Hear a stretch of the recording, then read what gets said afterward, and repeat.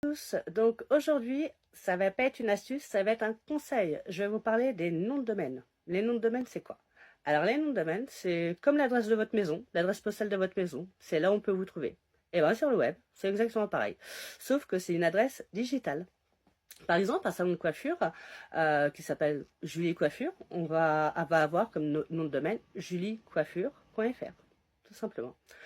Les noms de domaine, comme vous avez pu voir sur Internet, ils ont souvent des extensions différentes. Des fois, vous avez des .com, des fois, vous avez des .org.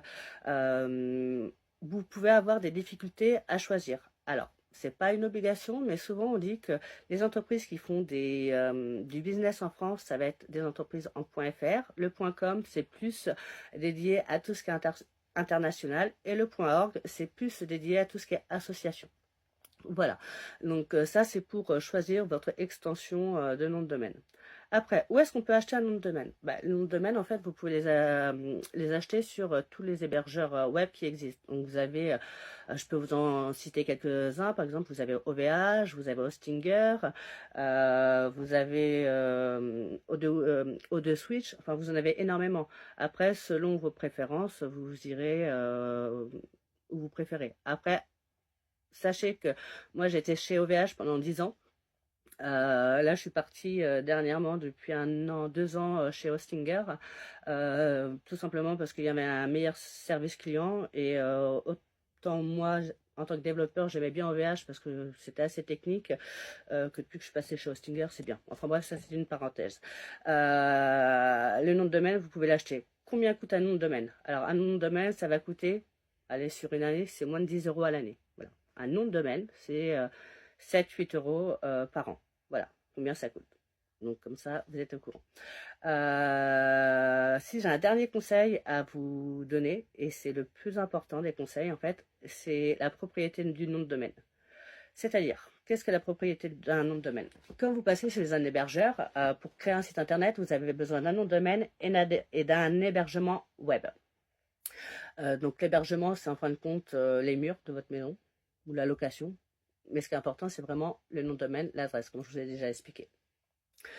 Quand vous passez par une entreprise de communication, quelqu'un en freelance, souvent c'est cette entreprise qui va faire toutes les liaisons, entre guillemets, c'est des liaisons, on appelle ça des liaisons DNS, entre le nom de domaine et l'hébergement.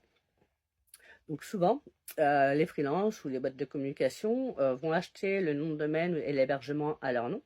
Et après, ils vont vous facturer tous les ans ce que ça leur coûte avec une petite marge. Alors, là-dessus, c'est du business. Je suis pas contre. Par contre, pour l'hébergement, il n'y a pas de souci.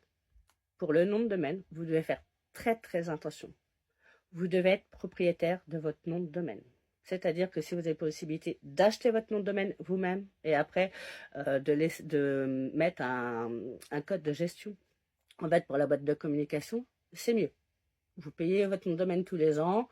La boîte de com paye l'hébergement et puis vous payez au niveau du contrat. C'est vraiment comme ça qu'il faut procéder. Vous devez être propriétaire de votre nom de domaine. Pourquoi? Tout simplement, imaginons, vous travaillez 3 ans avec l'entreprise de communication qui a créé votre site internet, vous avez un contrat de maintenance. Mais au bout de 3 ans, vous avez envie de changer. Soit vous avez envie de refaire votre site internet vous-même, ou soit vous avez envie de passer par une autre entreprise de communication pour la refonte. C'est possible. Si vous n'êtes pas propriétaire de votre nom de domaine, vous n'allez pas pouvoir refaire votre site internet sous le nom de juliecoiffure.fr.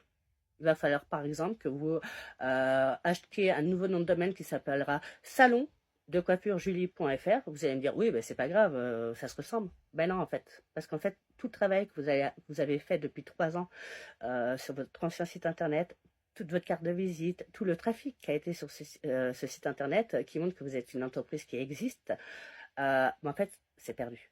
Tout est perdu. Donc tout le travail que vous avez fait depuis 3 ans sur le web, c'est perdu. Vous recommencez depuis le début. Donc un nom de domaine, c'est très important. Vous devez en être propriétaire. Voilà, la suite.